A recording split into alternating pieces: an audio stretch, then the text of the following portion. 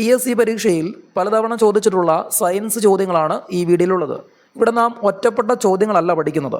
Confusion ഉണ്ടാകാതെ എളുപ്പം മനസ്സിലാകുന്ന തരത്തിലാണ് നമ്മൾ ചോദ്യോത്തരങ്ങൾ അറേഞ്ച് ചെയ്തിരിക്കുന്നത്. അത് ഈ വീഡിയോ കണ്ട് മുന്നോട്ട് പോകുമ്പോഴേ നിങ്ങൾക്ക് മനസ്സിലാക്കുന്നതായിരിക്കും.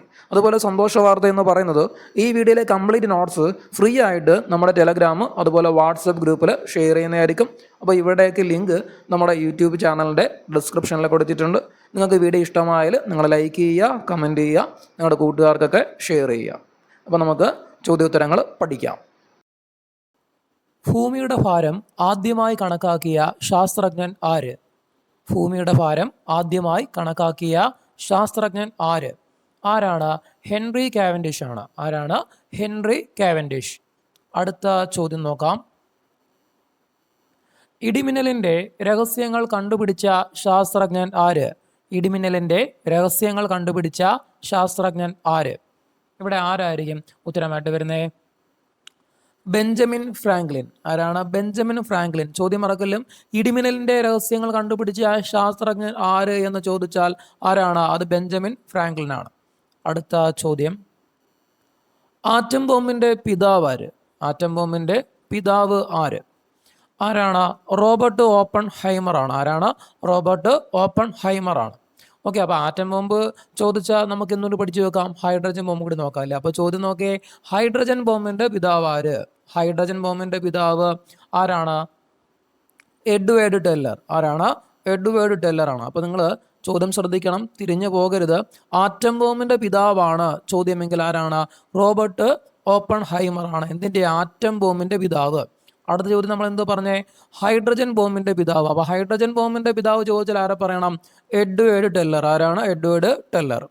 നമുക്ക് അടുത്ത ചോദ്യം നോക്കാം. നേർപ്പിച്ച ഹൈഡ്രോക്ലോറിക് ആസിഡിൽ സിങ്ക് കഷണങ്ങൾ ഇടുമ്പോൾ പുറത്തു വരുന്ന വാതകം ഏത്? ചോദ്യം ശ്രദ്ധിച്ചേ. നേർപ്പിച്ച ഹൈഡ്രോക്ലോറിക് ആസിഡിൽ സിങ്ക് കഷണങ്ങൾ ഇടുമ്പോൾ പുറത്തു വരുന്ന വാതകം ഏത് എന്നാണ് ചോദ്യം. അപ്പോൾ ഏതാണ് പുറത്തു വരുന്ന വാതകം? ഹൈഡ്രജൻ ആണ്. ഓപ്ഷൻ ഡി, ഹൈഡ്രജൻ ആണ് ഉത്തരമായിട്ട് വരുന്നത്. അടുത്ത ചോദ്യം നോക്കാം.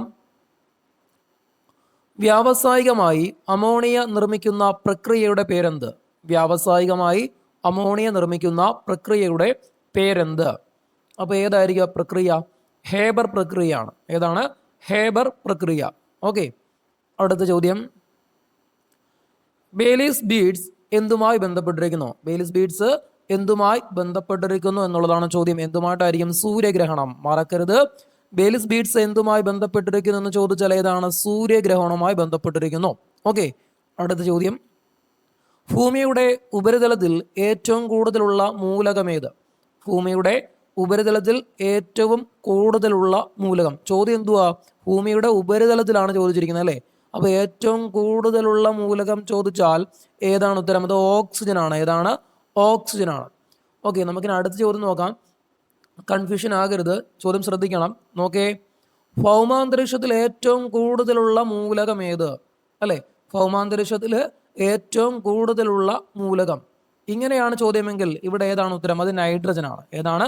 നൈട്രജൻ. അപ്പോൾ ചോദ്യങ്ങളും ഉത്തരങ്ങളൊന്നും തിരിഞ്ഞു പോകലും. ചോദ്യം ഒന്നുകൂടെ ശ്രദ്ധിച്ചു നോക്കേ. ഭൂമിയുടെ ഉപരിതലത്തിലാണ് ചോദ്യമെങ്കിൽ, അല്ലേ? ഭൂമിയുടെ ഉപരിതലത്തിൽ ഏറ്റവും കൂടുതലുള്ള മൂലകമാണ് ചോദ്യമെങ്കിൽ ഏതാണ്? അത് ഓക്സിജൻ ആണ്. അല്ലേ? ഭൗമാന്തരീക്ഷത്തിലാണ് ചോദ്യമെങ്കിൽ എങ്ങനെ? ഭൗമാന്തരീക്ഷത്തിൽ ഏറ്റവും കൂടുതലുള്ള മൂലകമാണ് ചോദ്യമെങ്കിൽ ഏതാണ് ഉത്തരം? അത് നൈട്രജൻ ആണ്. ഏതാണ്? നൈട്രജൻ. ഓക്കെ, അടുത്ത ചോദ്യം. മെർക്കുറി വിഷബാധയേറ്റ് ഉണ്ടാകുന്ന മാരക രോഗം ഏത്? മെർക്കുറി വിഷബാധയേറ്റ് ഉണ്ടാകുന്ന മാരക രോഗം ഏതാണ്? മിനമാത. ഏതാണ്? മിനമാതയാണ് ഉത്തരമായിട്ട് വരുന്നത്. ചോദ്യം മറക്കലും. മെർക്കുറി വിഷബാധയേറ്റ് ഉണ്ടാകുന്ന മാരക രോഗം ഏതാണ്? അത് മിനമാതയാണ്.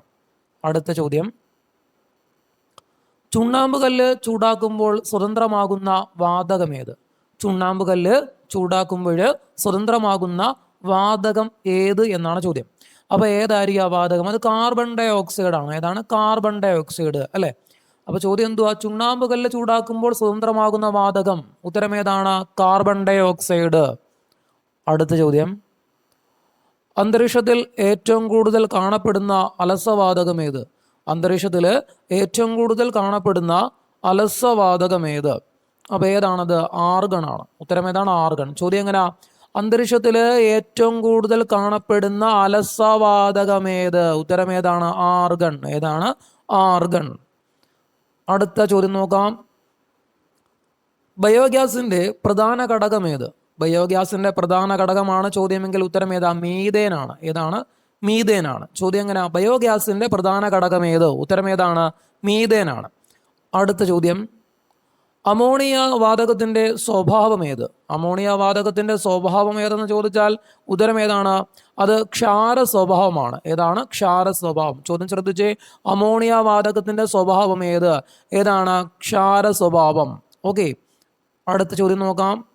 വിനാഗിരി മഗ്നീഷ്യവുമായി പ്രവർത്തിച്ചുണ്ടാകുന്ന വാതകം ഏത്? വിനാഗിരി മഗ്നീഷ്യവുമായി പ്രവർത്തിച്ചുണ്ടാകുന്ന വാതകം ഏത് എന്ന ചോദ്യം.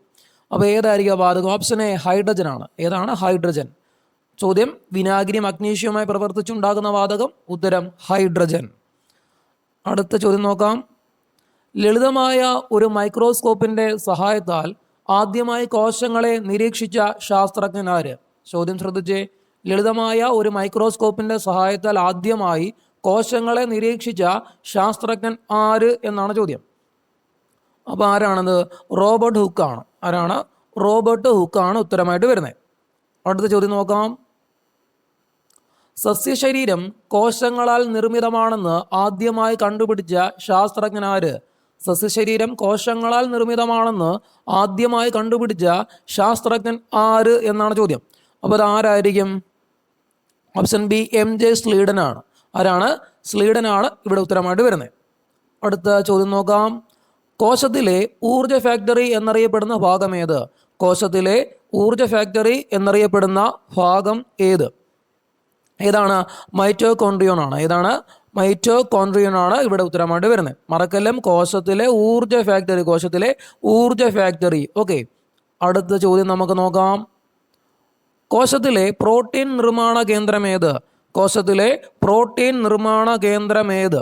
അപ്പോൾ ഏതായിരിക്കും? റൈബോസോം ആണ്. ഏതാണ്? റൈബോസോം.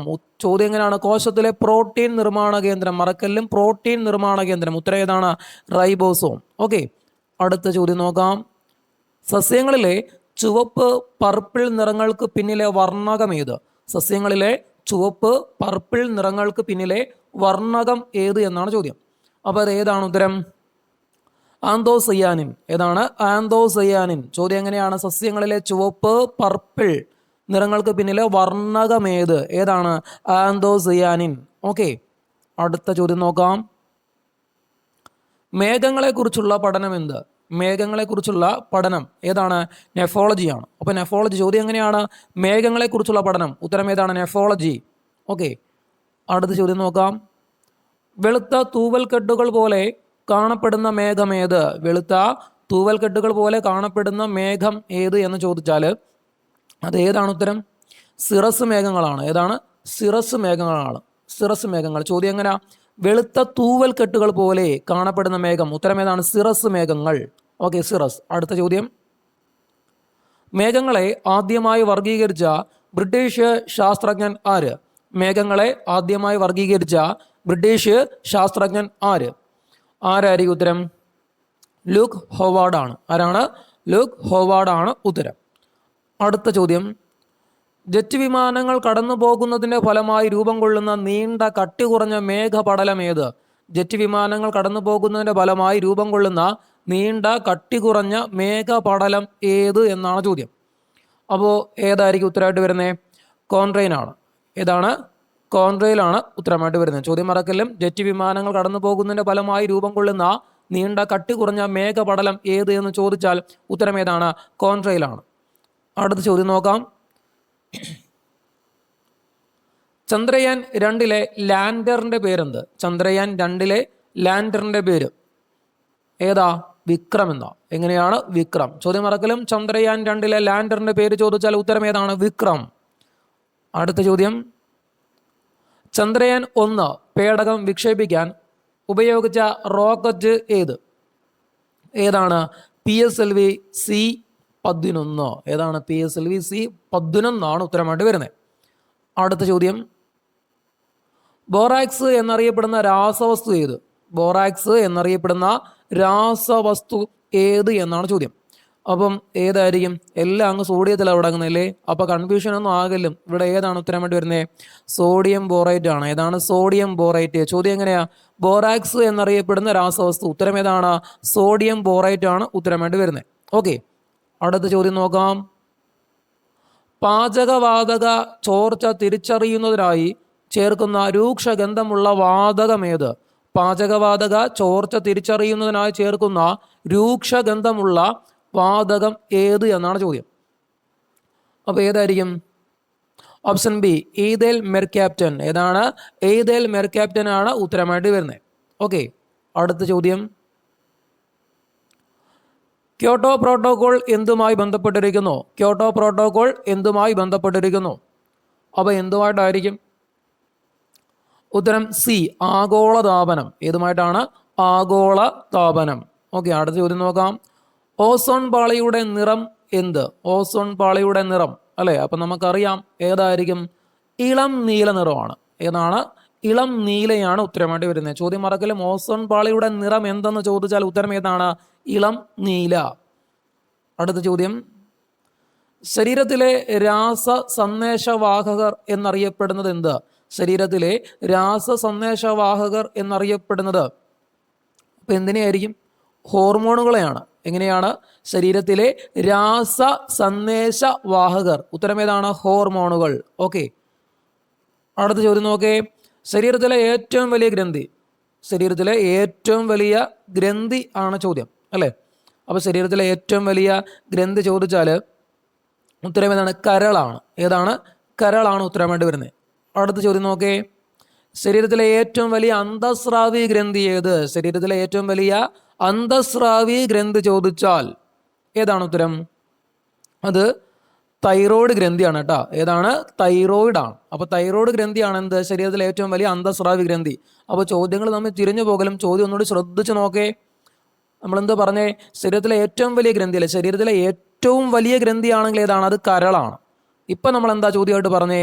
ശരീരത്തിലെ ഏറ്റവും വലിയ അന്തസ്രാവി ഗ്രന്ഥി. ശരീരത്തിലെ ഏറ്റവും വലിയ അന്തസ്രാവി ഗ്രന്ഥി അന്നേരം ഏതാണ്? തൈറോയ്ഡ് ഗ്രന്ഥിയാണ് ഉത്തരമായിട്ട് വരുന്നത്. അടുത്ത ചോദ്യം നോക്കേ.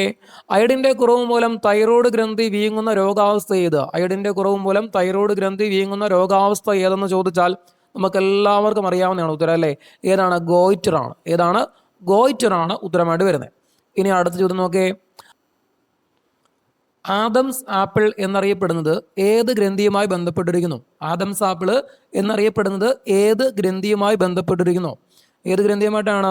ഉത്തരം തൈറോയ്ഡ് ഗ്രന്ഥി. ഉത്തരം ഏതാണ്? തൈറോയ്ഡ് ഗ്രന്ഥി. ചോദ്യം മറക്കലും. ആദംസ് ആപ്പിൾ എന്നറിയപ്പെടുന്നത് ഏത് ഗ്രന്ഥിയുമായി ബന്ധപ്പെട്ടിരിക്കുന്നു എന്ന് ചോദിച്ചാൽ ഉത്തരം ഏതാണ്? തൈറോയ്ഡ് ഗ്രന്ഥിയുമായി ബന്ധപ്പെട്ടിരിക്കുന്നു. ഓക്കെ, തൈറോയ്ഡ് ഗ്രന്ഥി. അടുത്ത ചോദ്യം നോക്കാം. രക്തത്തിലെ കാൽസ്യത്തിന്റെ അളവിനെ നിയന്ത്രിക്കുന്ന ഹോർമോൺ ഏത്? രക്തത്തിലെ കാൽസ്യത്തിന്റെ അളവിനെ നിയന്ത്രിക്കുന്ന ഹോർമോൺ ഏത് എന്നാണ് ചോദ്യം. അപ്പോൾ ഏതാണ്? പാരാതോർമോൺ. ഓക്കെ, ഏതാണ്? പാരാതോർമോൺ ആണ് ഉത്തരമായിട്ട് വരുന്നത്. ചോദ്യം മറക്കലും. രക്തത്തിലെ കാൽസ്യത്തിന്റെ അളവിനെ നിയന്ത്രിക്കുന്ന ഹോർമോൺ ഏത്? ഓക്കെ, അടുത്ത ചോദ്യം നോക്കാം. അതിവൃക്കാഗ്രന്ഥി എന്നറിയപ്പെടുന്നത് ഏത്? അതിവൃക്കാഗ്രന്ഥി എന്നറിയപ്പെടുന്നത് ഏതെന്ന് ചോദിച്ചാൽ ഉത്തരം ഏതാണ്? അഡ്രീനൽ ഗ്രന്ഥിയാണ്. ഏതാണ്? അഡ്രീനൽ ഗ്രന്ഥിയാണ് ഉത്തരമായിട്ട് വരുന്നത്. ഓക്കെ, അടുത്ത ചോദ്യം നോക്കേ. ഗർഭരക്ഷ ഹോർമോൺ എന്നറിയപ്പെടുന്നത് ഏത്? ഗർഭരക്ഷ ഹോർമോൺ എന്നറിയപ്പെടുന്നത് ഏത്? ഏതായിരിക്കും ഉത്തരമായിട്ട് വരുന്നത്? പ്രൊജസ്റ്ററോൺ ആണ്. ഏതാണ്? പ്രൊജസ്റ്ററോൺ ആണ് ഉത്തരമായിട്ട് വരുന്നത്. അടുത്ത ചോദ്യം നോക്കേ. അടിയന്തര ഹോർമോൺ എന്നറിയപ്പെടുന്നത് ഏത്? അടിയന്തര ഹോർമോൺ എന്നറിയപ്പെടുന്നത് ഏത്? ഏതാണ്? അഡ്രിനാലിനാണ്. ഏതാണ്? അഡ്രിനാലിനെയാണ് എങ്ങനെ അറിയപ്പെടുന്നത്? അടിയന്തര ഹോർമോൺ എന്ന് അറിയപ്പെടുന്നത്. ഓക്കെ, അടുത്ത ചോദ്യം നോക്കേ. ശരീരത്തിലെ മാസ്റ്റർ ഗ്രന്ഥി എന്നറിയപ്പെടുന്നത് ഏത്? ശരീരത്തിലെ മാസ്റ്റർ ഗ്രന്ഥി എന്നറിയപ്പെടുന്നത് ഉത്തരം ഏതാണ്? പിറ്റ്യൂട്ടറി ഗ്രന്ഥിയാണ്. ഏതാണ്? പിറ്റ്യൂട്ടറി ഗ്രന്ഥി. ചോദ്യം എങ്ങനെയാണ്? ശരീരത്തിലെ മാസ്റ്റർ ഗ്രന്ഥി ഏതാണ്? പിറ്റ്യൂട്ടറി. അടുത്ത ചോദ്യം നോക്കാം. ജൈവഘടികാരം എന്നറിയപ്പെടുന്ന ഗ്രന്ഥി ഏത്? ജൈവഘടികാരം എന്നറിയപ്പെടുന്ന ഗ്രന്ഥി ഏത്? ഏതാണ്? ഉത്തരം പീനിയലാണ്. ഏതാണ്? പീനിയൽ. ചോദ്യം എങ്ങനെയാണ്? ജൈവഘടികാരം എന്നറിയപ്പെടുന്ന ഗ്രന്ഥി ഏത്? ഏതാണ്? അത് പീനിയലാണ് ഉത്തരം. അടുത്ത ചോദ്യം നോക്കേ. പിത്തരസത്തിന് പച്ചയും മഞ്ഞയും ചേർന്ന നിറം നൽകുന്ന വർണ്ണഗണം ഏത്? പിത്തരസത്തിന് പച്ചയും മഞ്ഞയും ചേർന്ന നിറം നൽകുന്ന വർണ്ണഗണം ഏത് എന്ന് ചോദിച്ചാൽ ഉത്തരം ഏതാണ്? ബിലിറൂബിൻ ആണ്. ഉത്തരം ഏതാണ്? ബിലിറൂബിൻ. അടുത്ത ചോദ്യം നോക്കാം. വിശപ്പിന് കാരണമാകുന്ന ഒറക്സിൻ ഹോർമോൺ ഉൽപ്പാദിപ്പിക്കപ്പെടുന്നത് എവിടെ? വിശപ്പിന് കാരണമാകുന്ന ഒറക്സിൻ ഹോർമോൺ ഉൽപ്പാദിപ്പിക്കപ്പെടുന്നത് എവിടെ എന്ന് ചോദിച്ചാൽ ഉത്തരം എവിടെയാണ്? ഓപ്ഷൻ ഡി, ഹൈപ്പോതലാമസ് ആണ്. എവിടെയാണ്? ഹൈപ്പോതലാമസ്. ഓക്കെ. അടുത്ത ചോദ്യം നോക്കേ. കുട്ടികളിൽ മാത്രം പ്രവർത്തിക്കുന്ന അന്തസ്രാവി ഗ്രന്ഥി ഏത്? കുട്ടികളിൽ മാത്രം പ്രവർത്തിക്കുന്ന അന്തസ്രാവി ഗ്രന്ഥി ഏതെന്ന് ചോദിച്ചാൽ ഉത്തരം ഏതാണ്? തൈമസ് ആണ്. ഓപ്ഷൻ സി, തൈമസ് ആണ്. ചോദ്യം എങ്ങനെയാണ്? കുട്ടികളിൽ മാത്രം പ്രവർത്തിക്കുന്ന അന്തസ്രാവി ഗ്രന്ഥി. ഉത്തരം ഏതാണ്? തൈമസ് ആണ്. ഓക്കെ.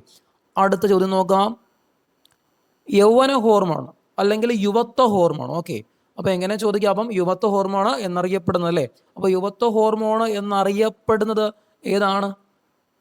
ഉത്തരം തൈമോസിനാണ്. ഏതാണ്? തൈമോസിനാണ് ഉത്തരമായിട്ട് വരുന്നത്. അടുത്ത ചോദ്യം നോക്കേ. pH മൂല്യം 7 കൂടുതലായ വസ്തുക്കൾ എന്തെന്നറിയപ്പെടുന്നു? pH മൂല്യം 7 കൂടുതലായ വസ്തുക്കൾ എന്തെന്നറിയപ്പെടുന്നു? അപ്പോൾ എന്തെന്നറിയപ്പെടുന്നതിന് ബേസുകൾ എന്നാണ് വിളിക്കുന്നത്. ബേസ്. അപ്പോൾ എങ്ങനെയാണ്? ബേസുകൾ എന്നാണ് അറിയപ്പെടുന്നത്. അടുത്ത ചോദ്യം നോക്കേ. ബേസുകൾ ചുവപ്പ് ലിറ്റ്മസിനെ ഏത് നിറമാക്കി മാറ്റുന്നു? ബേസുകൾ ചുവപ്പ് ലിറ്റ്മസിനെ ഏത് നിറമാക്കി മാറ്റുന്നു? അപ്പോൾ ഏത് നിറമാക്കിയായിരിക്കും മാറ്റുന്നത്? നീലയാണ്. ഉത്തരം ഏതാണ്? നീല. ചോദ്യം മറക്കലും. ബേസുകൾ ചുവപ്പ് ലിറ്റ്മസിനെ ഏത് നിറമാക്കി മാറ്റുന്നു എന്ന് ചോദിച്ചാൽ ഉത്തരം ഏതാണ്? നീലയാണ്. അടുത്ത ചോദ്യം നോക്കിയേ. കാസ്റ്റിക് പൊട്ടാഷ് എന്നറിയപ്പെടുന്ന ശക്തിയേറിയ ബേസ് ഏത്? കാസ്റ്റിക് പൊട്ടാഷ് എന്നറിയപ്പെടുന്ന ശക്തിയേറിയ ബേസ് ഏതെന്ന് ചോദിച്ചാൽ ഉത്തരം ഏതാണ്? Potassium hydroxide. ഏതാണ്? പൊട്ടാസ്യം ഹൈഡ്രോക്സൈഡ് ആണ് ഉത്തരമായിട്ട് വരുന്നത്. ചോദ്യം മറക്കലും. കാസ്റ്റിക് പൊട്ടാഷ് എന്നറിയപ്പെടുന്ന ശക്തിയേറിയ ബേസ് ഏതെന്ന് ചോദിച്ചാൽ ഉത്തരം ഏതാണ്? Potassium hydroxide. ഓക്കെ. അടുത്ത ചോദ്യം നമുക്ക് നോക്കാം. സമുദ്രജലത്തിൽ ഏറ്റവും കൂടുതൽ അടങ്ങിയിരിക്കുന്ന ലവണം ഏത്? സമുദ്രജലത്തിൽ ഏറ്റവും കൂടുതൽ അടങ്ങിയിരിക്കുന്ന ലവണം ഏത് എന്നാണ് ചോദ്യം. അപ്പോൾ ഏതായിരിക്കാം ഉത്തരമായിട്ട് വരുന്നത്? Sodium chloride. ഏതാണ്? Sodium chloride. ചോദ്യം മറക്കലും. സമുദ്രജലത്തിൽ ഏറ്റവും കൂടുതൽ അടങ്ങിയിരിക്കുന്ന ലവണം ഏതെന്ന് ചോദിച്ചാൽ ഉത്തരം ഏതാണ്? അത് സോഡിയം ക്ലോറൈഡ് ആണ് ഉത്തരമായിട്ട് വരുന്നത്. ഓക്കെ. ടൂത്ത് പേസ്റ്റിൽ മിനുക്കൽ വസ്തുവായി ചേർക്കുന്ന കാൽസ്യം സംയുക്തം ഏത്? ചോദ്യം ശ്രദ്ധിച്ചേ. ടൂത്ത് പേസ്റ്റിൽ മിനുക്കൽ വസ്തുവായി ചേർക്കുന്ന കാൽസ്യം സംയുക്തം ഏത്? കാൽസ്യം സംയുക്തം ഏതെന്നാണ് ചോദ്യം. ഉത്തരം ഏതാണ്? കാൽസ്യം കാർബണേറ്റ് ആണ്. ഏതാണ്? കാൽസ്യം കാർബണേറ്റ് ആണ് ഉത്തരമായിട്ട് വരുന്നത്. ചോദ്യം മറക്കലും. ടൂത്ത് പേസ്റ്റിൽ മിനുക്കൽ വസ്തുവായി ചേർക്കുന്ന കാൽസ്യം സംയുക്തം ഏത്? ഉത്തരം കാൽസ്യം കാർബണേറ്റ്. ഓക്കെ.